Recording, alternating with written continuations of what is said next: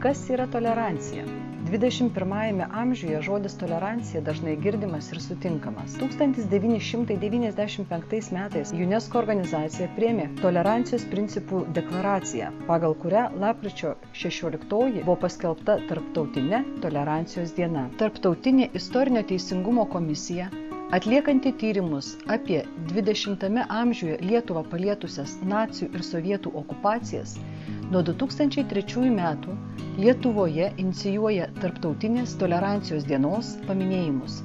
Šią dieną mini mokyklos, darželiai, įvairios jaunimo organizacijos, klubai, dalyvių gretos gausėja. Tačiau kasmet vis grįžtama prie to paties klausimo.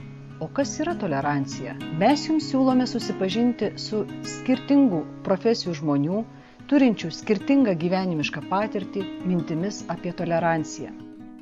Mintys apie toleranciją.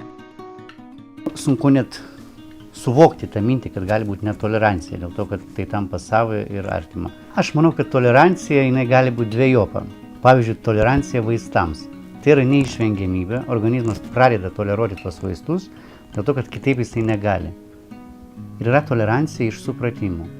Ne dėl to, kad tu tiesiog negali išvengti to reiškinio, ar gyvenimo būdo, ar rasės, o dėl to, kad tu pradedi suprasti, nori suprasti. Kaip pavyzdys. Aš turėjau tarptautinį chorą, kuriame buvo vienas žmogus iš Afrikos. Tikrai nuostabus žmogus, bet aš kaip gyvenantis Lietuvoje labai mažai matau tokio gymio žmonių, tai galbūt ir atsirasdavo kažkokios mintis, koks jisai yra, su kuo jisai valgomas, kas čia per kultūra. Tačiau kartą apsilankius jo tėvynei Afrikoje ir gyvenant tiesiog pas jo tėvus, valgant prie bendro stalo, aš grįžau iš tos šalies ir man net buvo keista mintis, kaip aš galiu netoleruoti, pavyzdžiui, to žmogaus. Net nesuvokiama mintis, dėl to, kad jisai, jo aplinka pasidarė dalim mano gyvenimo. Todėl aš manau, kad tolerancija tai yra pirmiausia gebėjimas suprasti, įsigilinti. Tolerancija yra plati savoka ir aš ją vis atrandu. Bet atsakant iš tą klausimą trumpai, tai yra sugebėjimas sugyventi su kitokiais. Kitokiais, kurie kitaip atrodo, kitaip galvoja. Ir mes patys dažnai galvojame, kad mūsų kultūra, tradicijos yra labai vertingos ir norim jas puoselėti ir norime, kad kiti jas gerbtų. Tačiau lygiai taip pat turėtumėm elgtis ir su kitais, jeigu norime, kad mus taip pat priimtų. Taip pat yra be galo svarbu žmonių nuomonė. Tai yra nuomonė gali galbūt būti nepriimtina, bet kiekvienas žmogus savo nuomonę gali turėti ir kiekviena nuomonė turėtų būti gerbtina. Ir netgi jeigu man jinai netinka ir aš su ja ginčijuosi, aš privalau ją išklausyti, privalau ją toleruoti, diskutuoti ir galbūt įrodyti, kad mano nuomonė ir mano pozicija yra tvirtesnė. Bet aš negaliu atmesti vien tik tai dėl to, kad ta nuomonė yra kita ar kitas žmogus ją pateikia. So your point of view can be just a good one or a bad one, but it's only one point of view. And so to understand, somebody can think in another way, but that doesn't mean this people is bad. Just that means there are another point of view. And it's not because you meet somebody who has another point of view that you have to change your point of view. You can live with other people with a lot of point of view.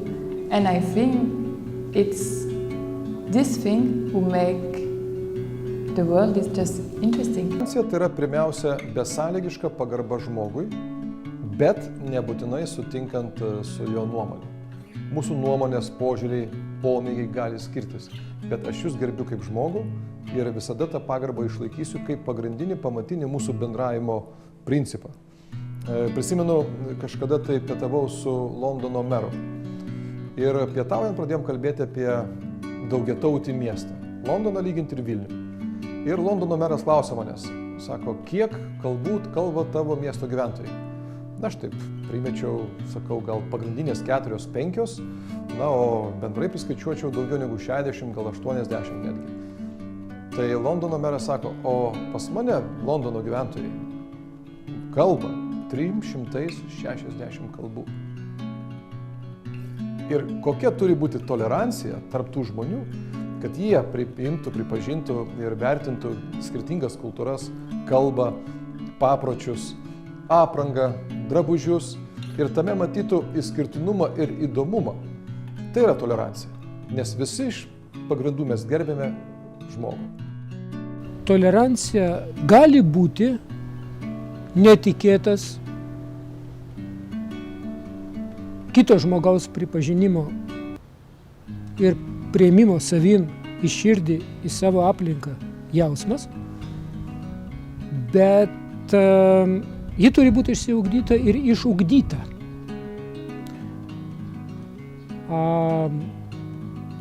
Tai yra pripažinimas, kad kitas žmogus yra toks pat kaip aš, nors tuo pat metu ir kitaip visiškai galvoja, kitaip supranta pasaulį.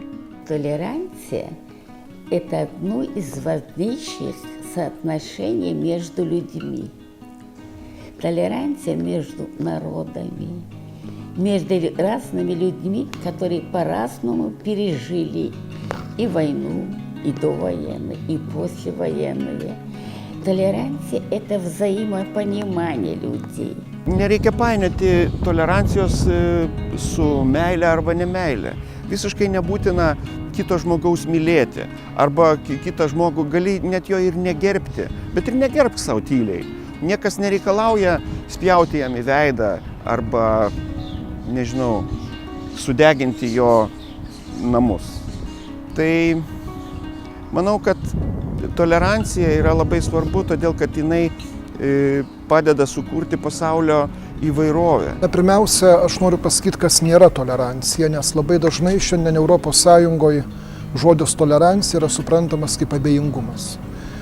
Kaip gyventi, kaip kas nori ir viskas. Ir tai yra tolerancija. Tai nėra tolerancija. Tolerancija yra iškentėjimas kito kitokio.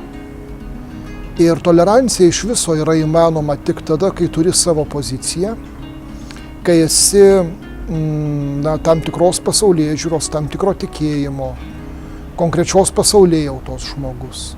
Tada iš tikrųjų tu gali bandyti savo tolerancijos ribas ir būti arba nebūti tolerantišku, bet jeigu tu pasiryžti būti tolerantišku, tai žinok, kad tai visada bus susiję, tolerancija pats žodis yra susijęs su kentėjimu, su kesmu, kito iškentėjimas, nes kiekvienas kitoks žmogus mums kelia iššūkį. Mums draugų ratai labai artimi ir čia apie toleranciją nėra ko kalbėti, draugų, artimųjų ratai yra viskas paprasta. Tolerancija prasideda už tų ratų. Man regis, kad tai yra natūralus žmogaus reiškinys. Pats paprasčiausias supratimas kito šalia stovinčio žmogaus, kuris yra truputį kitoks negu jis pats. Tarkime, požiūris į kitos tautybės žmogų, į kitos spalvos žmogų, į kitos religijos žmogų, pagaliau ir neįgalų žmogų. Ir tai, manyčiau, kalbėdamas apie tai, kad tai natūralus žmogaus reiškinys tolerancija, tuo pačiu tolerancija, kaip man atrodo, irgi apsprendžia žmogaus patį lygį, jo žmoniškumą. Dabar, kalbant apie pačią toleranciją, pačią sąvokos kilmę, tai yra iš lotynų kalbos kilęs žodis, kuris lietuviškai reiškia kantrybę. Ir man regis, kad tolerancija irgi turi turėti ribas, kaip ir kantrybė turi turėti ribas. Mūsų laikais, kur mes taip gyvenam tarptautinė prasme, tarp įvairių žmonių, įvairių sluoksnių, įvairių organizacijų, įvairių minčių, įvairių kūrimų, sakykime, erdvių, mes negalim būti netolerantiški. Tiesiog čia yra gali manyti, kad čia yra sakykime, kiekvienas žmogus turi toleranciją, tokį asmeninį priėjimą apie tai kitokie, kaip aš tą priimu, kaip aš žiūriu, kaip aš jaučiu, tai yra suprantama, bet aš norėčiau tiesiog iš tos, sakykime, visuomeninės, iš tos platesnės pusės žiūrėti, kad tolerancija iš tikrųjų yra modernios visuomenės klestėjimo ir išlikimo sąlyga. O ką jūs galvojate apie toleranciją? Padiskutuokime.